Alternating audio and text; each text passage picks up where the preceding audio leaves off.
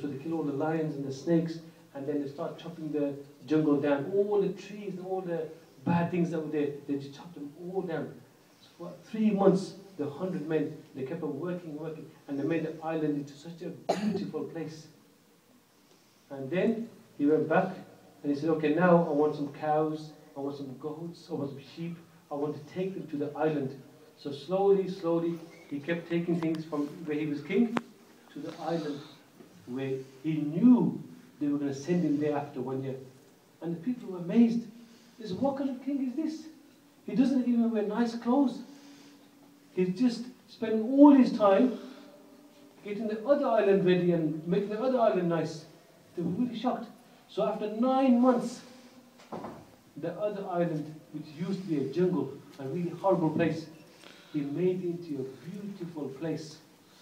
Such beautiful, with cows and the goats and beautiful scenery and trees and flowers. He made it into a beautiful place.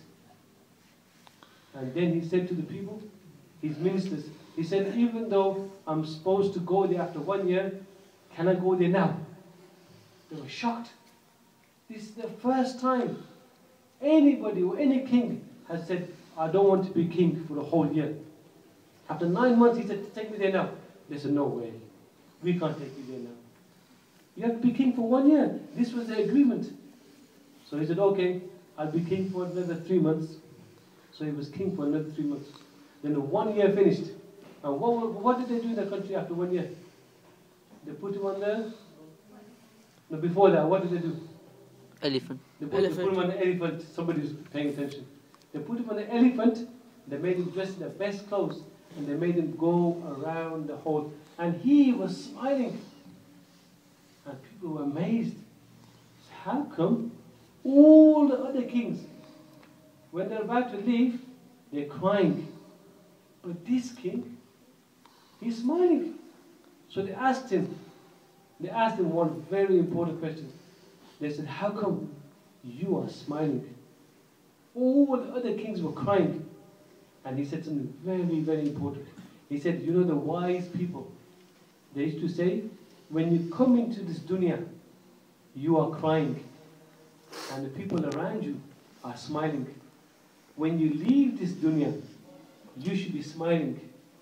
And the people around you should be crying. He goes, I'm about to leave this island. And I'm smiling. Because I did not waste my time just enjoying myself.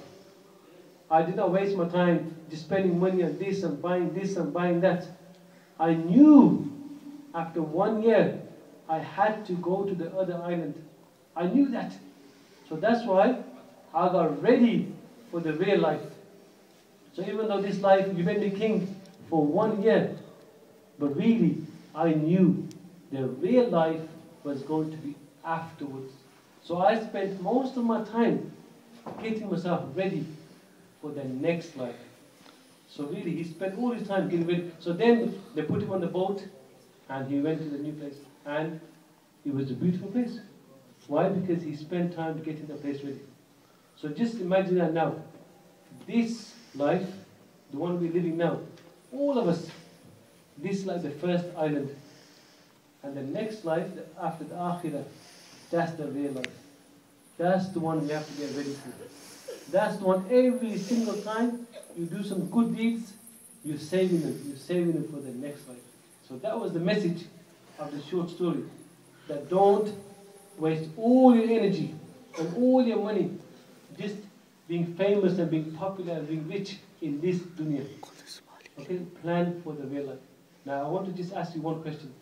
In the Quran, Allah subhanahu wa ta'ala mentions Himself the most in the Quran.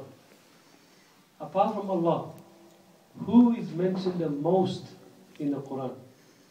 In the Quran, who is mentioned the most? Parents. It's not Muhammad sallallahu alaihi wasallam. Parents. It's not the parents. Which person, not which person or who is mentioned the most in the Quran? Moses. Someone else? Musa alayhi salam. Okay, very good. That's the right answer. Okay, after Musa alayhi salam, who is mentioned the most after Musa alayhi salam? I'll be very surprised if you know this. Isa alayhi salam. Not Isa alayhi salam, good try. Adam. Not Adam al-Islam. Good try, but it's not that one. One more. No, mashallah, good answer from my good friend Al. I'm applauding his effort. He made a good effort, even though the answer was right. But I'm very surprised, mashallah, young man Adam, beautiful answer. But that's not the correct answer also. I'll tell you who is mentioned the most, and I'll tell you why. Allah subhanahu wa ta'ala mentions 88 times, have a guess who? The shaitan. So after Musa alayhi salam, 88 times in the Quran, Allah mentions shaitan. Now I'm wondering now, why does Allah mention the shaitan 88 times? You think about it now. Can somebody tell me why? Young man here. Because we have to stop him from controlling us and making us do bad things. MashaAllah, beautiful, beautiful answer. I think the organizers of this conference should give this young man a prize. Such a beautiful answer. He said we have to stop and we have to be aware of the shaitan and make sure he doesn't control us. So I'll finish now, just a few more minutes. I just want to share with you how the shaitan will try to trick us. Okay, this is very important.